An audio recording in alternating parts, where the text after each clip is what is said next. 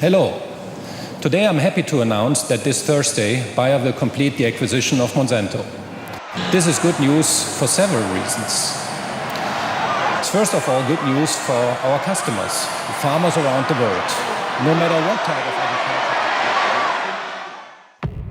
If you had told someone 2 decades ago that by 2018 the company that commercialized chemical warfare and the company that commercialized Agent Orange were going to team up to control a quarter of the world's food supply, chances are you would have been labeled a loony.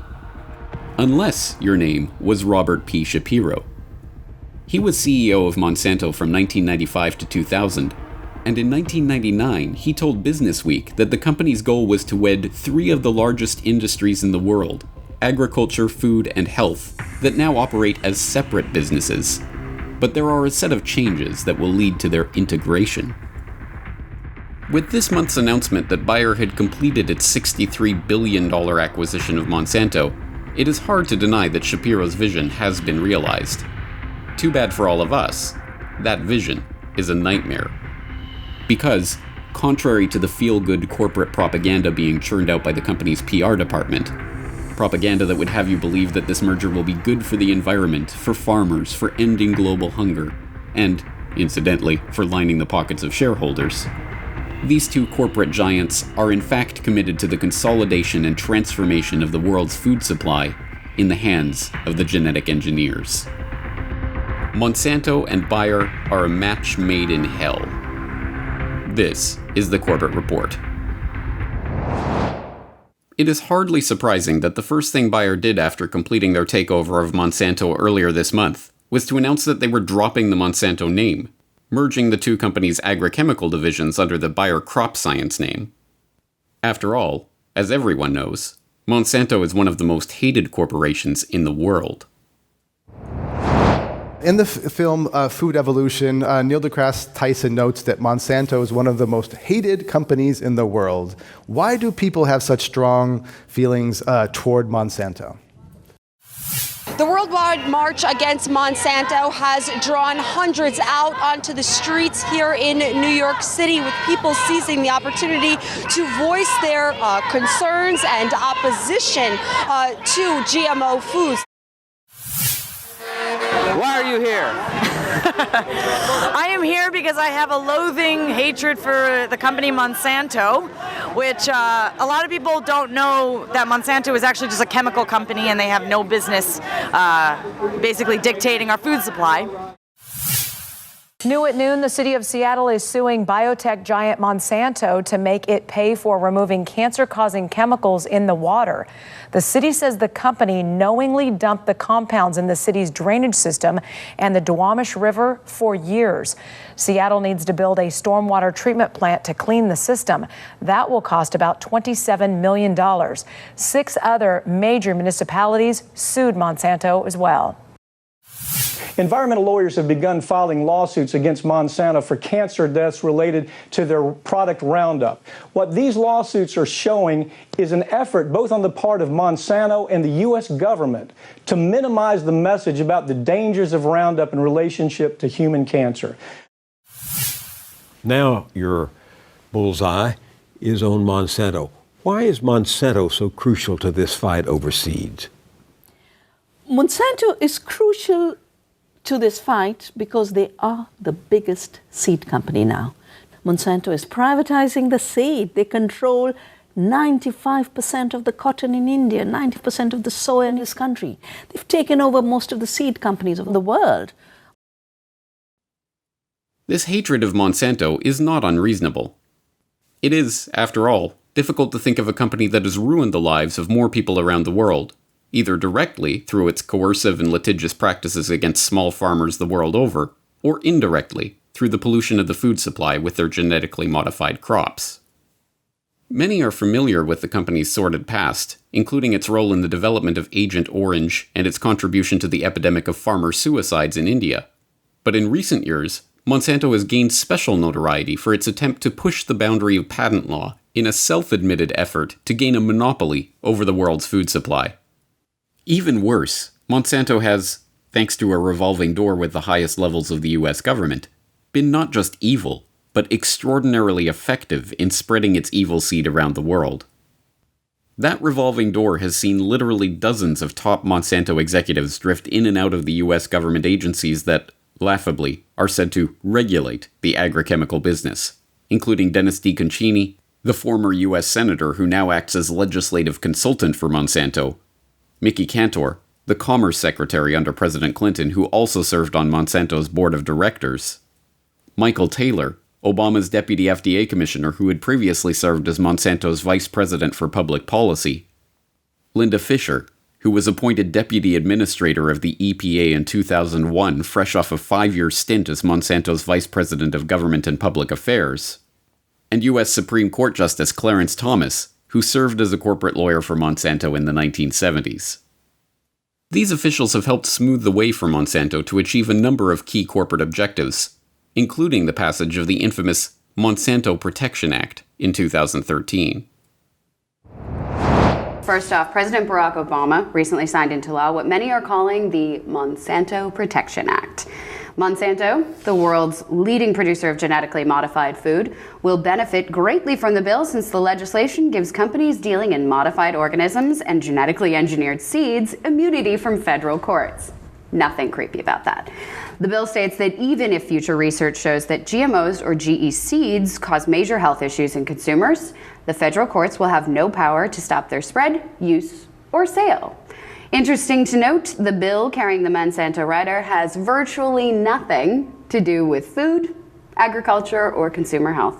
It was inserted into a spending bill through lobbying efforts and the good work of freshman Senator Roy Blunt. Well, congratulations, Mr. Blunt. Well done. Very good. Maybe write him a letter. I love Mr. Blunt because Monsanto's such a wonderfully healthy, nutritious company. Really looking out, and it's amazing. The Center for Responsive Politics notes that Senator Blunt received $64,250 from Monsanto for his campaign committee between 2000 that and had nothing to do with 2012. him making a protection bill or anything like that. That was just purely good citizenry at work. Of course. Mr. Blunt has been the largest Republican recipient of Monsanto funding as of late. Oh, lovely. So basically, Mr. Blunt gave him an out clause. We don't know what these GMO seeds and all that crazy they do does. Sorry for the sailor talk, but we don't know what these cats do. They basically are poisoning, the plants to kill bugs.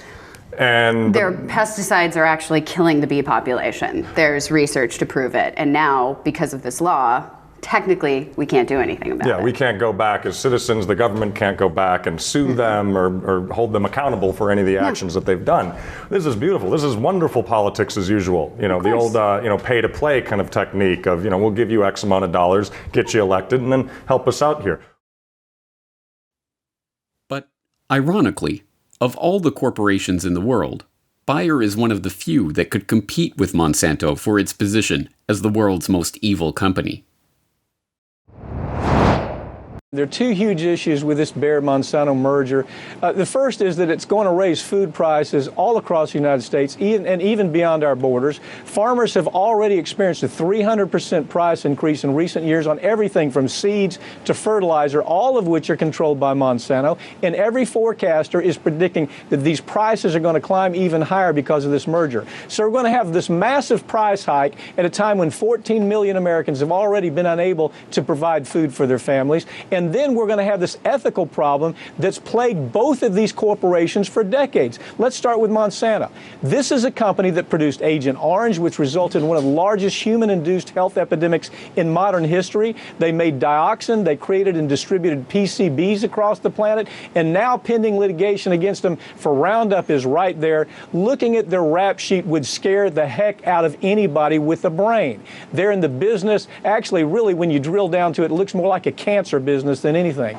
They've been hit for false advertising and bribing public officials, then moved to Bayer. So we got Bayer and we got Monsanto. Moved to Bayer. This is a company that's joined at the hip with the Nazis during World War II. They produced a clotting agent for hemophiliacs in the 1980s called Factor VIII. This blood clotting agent was tainted with HIV, and then after the government told them they couldn't sell it here, they shipped it all over the world, infecting people all over the world. That's the company. That's just part part of the Bayer story. Right now, they're facing lawsuits over products like Yaz, Xarelto, Essure, Cipro. In fact, the company in 2014 annual report listed 32 different liability lawsuits that the company's now facing. So now you have the worst of the worst joining with the worst of the worst, and we have this magnificent experience of greed with these two huge corporations. This is a merger of evil, probably second only to the kind of merger that we'd see with DuPont and Dow Chemical. It's an ugly story. Again, the media is missing the point. They're not looking at all behind what these people are, and they're people. These corporations are regarded as people. If these are people on a witness stand, it's going to be a very ugly cross-examination. These are people who should probably be in prison rather than engaging in mergers. Although less well known by the general public, Bayer's shameful history is, like Monsanto's, a case study in corporate psychopathy. Founded in 1863 by Friedrich Bayer and Johann Friedrich Westcott, it wasn't until 1899 that the company trademarked its most well-known product, aspirin. Less well-remembered is the fact that Bayer was the first company to trademark heroin, which they marketed as a non-addictive alternative to morphine and a cough suppressant. But it was under the stewardship of Karl Duisberg at the turn of the 20th century that the company began to develop its psychopathic character. In 1914, the German Ministry of War appointed Duisberg as one of the co-directors of a commission into the use of dangerous byproducts from the chemical industry. Unsurprisingly, Duisberg and his fellow directors jumped at the opportunity to turn their waste into profit by recommending the development of chlorine gas for use on the battlefield, a direct contravention of the Hague Convention respecting the laws and customs of war on land, which Germany had signed just 7 years earlier. Bayer, under Duisberg's command, did not just participate in the development and use of poison gas in warfare, they spearheaded it. Duisberg personally oversaw the earliest tests of poison gas and bragged about its lethal capabilities. The enemy won't even know when an area has been sprayed with it, and will remain quietly in place until the consequences occur. Setting up a school for chemical warfare at Bayer headquarters in Leverkusen, Duisberg also oversaw the development of phosgene and mustard gas, which he urged the German government to use. This phosgene is the meanest weapon I know. I strongly recommend that we not let the opportunity of this war pass without also testing gas grenades. On April 22, 1915, Duisberg got his wish. On that day, 170 tons of chlorine gas was used against French troops at Ypres, Belgium, killing 1,000 and injuring a further 4,000. Attacks on the British followed days later. In all, some 60,000 people died as the result of the chemical warfare perfected by Bayer and urged on by Duisberg, one of the great, largely forgotten atrocities of the First World War. Most galling of all, Duisberg was not ashamed of his accomplishments. On the contrary, he was immensely proud of them. He even commissioned famed artist Otto Bollhagen to paint the scene of the earliest poison gas test at Cologne. Duisberg so enjoyed the finished result that he had it hung in his breakfast room at Bayer headquarters in Leverkusen. Later, Duisberg, inspired by a tour of Rockefeller's Standard Oil in the US, wedded Bayer to the IG Farben chemical cartel. As I explained in How Big Oil Conquered the World, IG Farben was a key player in the burgeoning oligarchy of the early 20th century, boasting key oligarchs like Royal Dutch Shell's Prince Bernhard and Standard Oil's Walter Teagle on the boards of its various branches. Bayer's Duisberg served as the head of its supervisory board. Joining Duisberg on the board was Fritz Termeer, who oversaw the construction of the IG Farben factory at Auschwitz, which ran on slave labor and participated in human experimentation. After the war, Termeer was sentenced to 7 years in prison for his participation in looting and enslavement of the camp prisoners, but was released in 1950 for good behavior, and in 1956 became chairman of Bayer AG, newly resurrected from the ashes of IG Farben. But this legacy of death is not some ancient relic of Bayer's distant past. Decade after decade, the company continues to be involved in scandal after scandal, involving wanton environmental destruction, injury, and even mass murder. Bayer accidentally funds studies showing its pesticide is killing the bees and promptly denies those conclusions. A large-scale study on neonicotinoid pesticides is adding to the growing body of evidence that these agriculture chemicals are indeed harming bee populations, to say the very least. Carried out at 33 sites in the United Kingdom, Germany, Hungary, the study found that exposure to neonicotinoids, quote, left honeybee hives less likely to survive over winter, while bumblebees and solitary bees produced fewer queens, end quote. Mirena is a chemical-coated soft plastic IUD that proved to be a huge moneymaker for Bayer. But part of the reason that this particular contraceptive was so profitable was because Bayer was deliberately overstating the benefits of their device and not disclosing some of the rare but dangerous side effects. For example, in April of 2009, the FDA had to issue a warning letter to Bayer Healthcare because its website for Mirena made a number of claims that were simply untrue or unproven. Bayer was so busy making claims that the IUD was a perfect solution for busy moms and would increase women's sex lives while making them look and feel great that it forgot to mention that the device is recommended for women who've already had at least one child. The company also declined to state that the Mirena IUD increases the risk of ectopic pregnancies, which is when a fertilized egg attaches to an area other than the uterus. So the CEO was actually speaking to Bloomberg Business Week, and he is trying to appeal the Indian court's decision to allow this patent for another company. He said the following: "We did not develop this medicine for Indians. We developed it for Western patients who can afford it." Oh, and look at that face. That's the kind of face that would say a thing like that. Doesn't he look so smug? Like, oh, please, we didn't develop this for Indians. We developed it for Westerners who are rich. In the 1980s, Bayer Corporation produced a medicine that was supposed to improve the lives of hemophiliacs. Bayer didn't tell those hemophiliacs that their product was infected with HIV. Because of that, entire families of hemophiliacs died with AIDS as the virus spread within households. When Bayer was ordered to stop selling their drug in America, they dumped their AIDS-laden product in Asia and killed Asian families. No one with Bayer management was arrested. No one who made these psychopathic quality decisions went to prison. They claimed the protection of their status as a corporation. That corporate status gave management the ability to kill people for profit and not go to prison.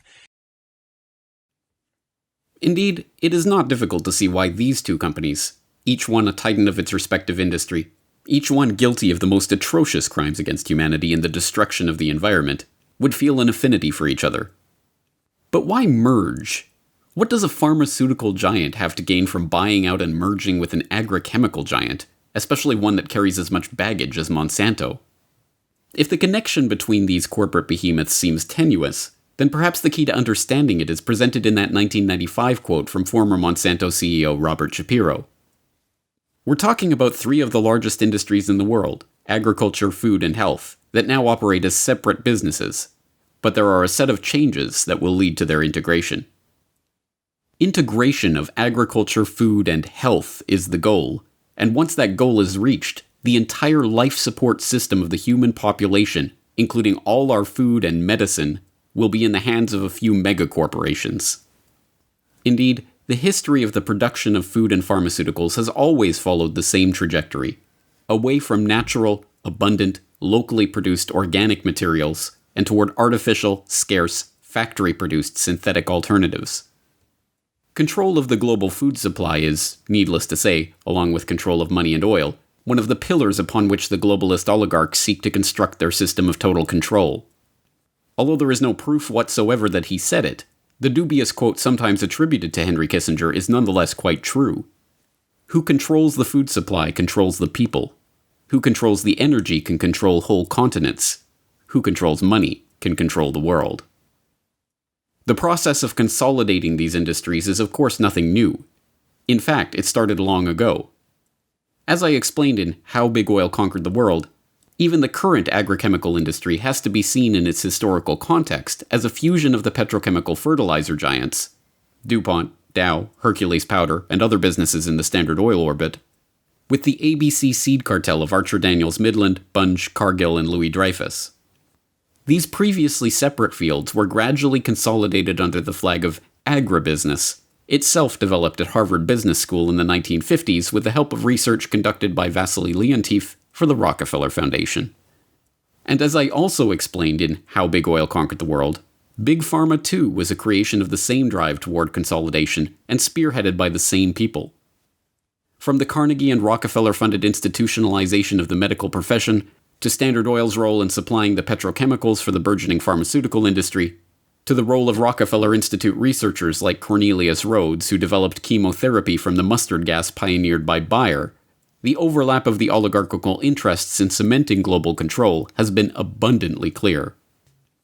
Then, with the advancement of GMO technology in the 1980s and 1990s, again with considerable help from the Rockefellers and other oligarchical interests, new opportunities for consolidation presented themselves. Seeds used to be sold by seed companies, and fertilizers and herbicides used to be sold by chemical companies. But then the GMO revolution came along, and all of these companies spun off biotech branches to genetically engineer seeds. That, in turn, opened up opportunities to create GMO seed strains that are tailored to work with patented herbicides and fertilizers. The combination of GMO seeds and specially tailored agrochemicals has been especially lucrative for Monsanto, which was the first to capitalize on those synergies when it won regulatory approval for its first Roundup-ready soybeans in 1994. Roundup, aka glyphosate, has gone on to become the most used agricultural chemical in the history of the world. Monsanto and Bayer, not to mention their cohorts in the agrichemical, pharmaceutical, and euphemistically named life sciences industries, are ultimately seeking the same thing: complete control over the population, from the genetic engineering of its food supply to the control of its medicines and chemicals. It is a race toward complete centralization, and with this acquisition, Bayer and Monsanto are getting a head start. Particularly frightening, then, though hardly surprising, that this latest round of consolidation is being spearheaded by two corporations as thoroughly deplorable as Bayer and Monsanto. Bayer, one of the pieces of IG Farben's grim and oligarchical legacy, supplier of chemicals for the poison gas attacks of World War I, knowing seller of HIV-contaminated vaccines, mass murderer of bees, seller of tainted GMO crops. And Monsanto, dumper of toxic chemicals, proud seller of carcinogens, suer of farmers, cause of farmer suicides, suppressor of scientific dissent. Are you feeling safe knowing that a quarter of the world's food supply will soon be in their combined hands? If not, then all of the efforts that have been made in recent years to march against Monsanto must be translated into a boycott against Bayer and all of their friends in the burgeoning biotech, big agri, seed cartel, GMO Franken industry. It is only by increasing our support for locally sourced, organic, heirloom seed-grown produce that we can hope to supplant this new mega giant and consign it to the dustbin of history, where it belongs.